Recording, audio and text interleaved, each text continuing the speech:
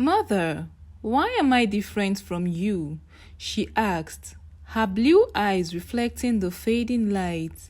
Seraphina took a deep breath, her heart aching at the thought of the truth she had to share. She pulled Elara close and stroked her hair gently. Elara, my precious star, you are human. I found you as a baby in a basket by the riverbank. I chose to raise you because I loved you from the moment I saw you. You are a gift to me, and though we are different, you are my daughter in every way that matters. Once upon a time, in a village where the river flowed gently through the heart of the ancient forest, its water clear as crystal and teeming with life, the sun settled on the horizon, cast a golden glow over the landscape, turning the ripples in the water into a shimmering wave of light. Hidden beneath this sparkling currents lived a mermaid named Seraphina, whose beauty was matched only by her kind heart. Seraphina had lived in the river for centuries, watching the world above change with the passing of time. She often spent her days exploring the depths and her nights gazing at the stars, feeling a connection to the world above that she could never truly be a part of.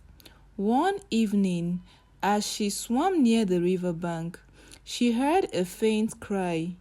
Intrigued and concerned, she followed the sound until she discovered a woven basket caught in the reeds. Inside the basket was a human baby, no more than a few months old, with a tuft of dark hair and bright blue eyes. The child's cry tugged at Seraphina's heart, and without hesitation, she carefully lifted the basket and its precious cargo from the water. She cradled the baby in her arms, whispering soothing sounds in the language of the sea until the cries softened into contented coos. Seraphina knew that she could leave the child there, vulnerable and alone. The forest was full of dangers, and she couldn't bear the thought of anything happening to the helpless infant. She decided then and there to raise the child as her own, vowing to protect and nurture this little one with all her love. Seraphina named the child Elara, after the brightest star she had often admired from the river's depths.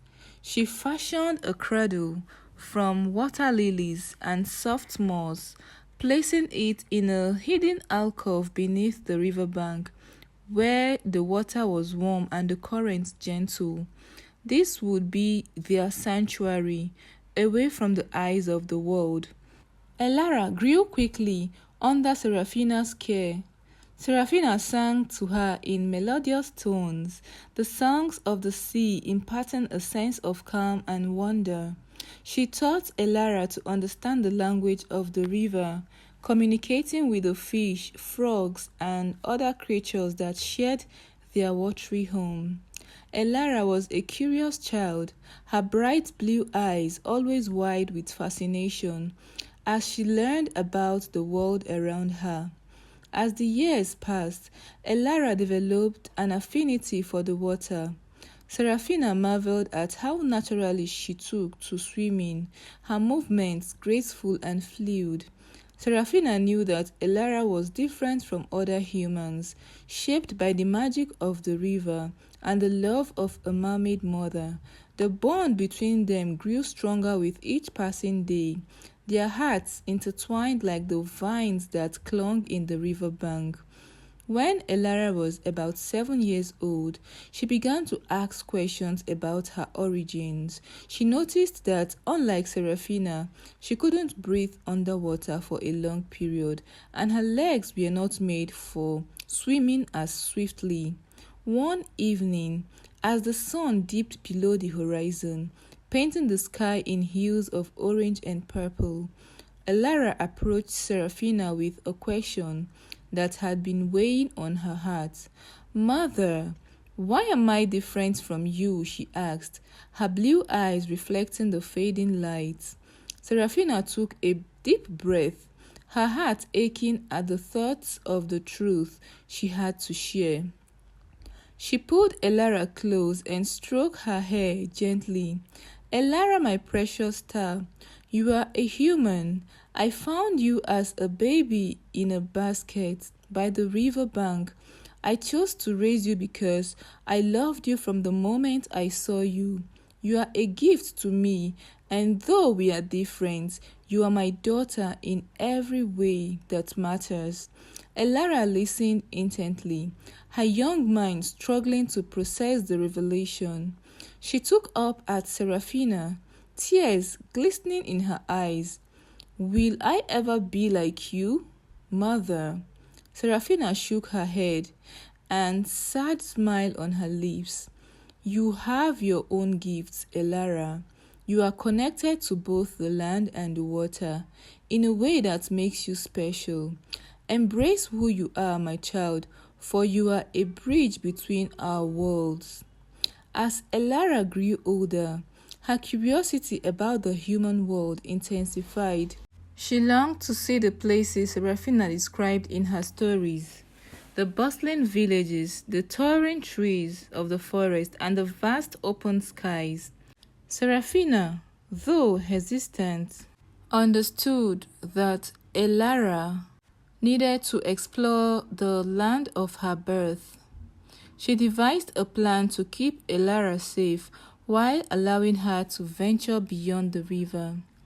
Seraphina fashioned a necklace for Elara from a single pearl, enchanted with protective magic.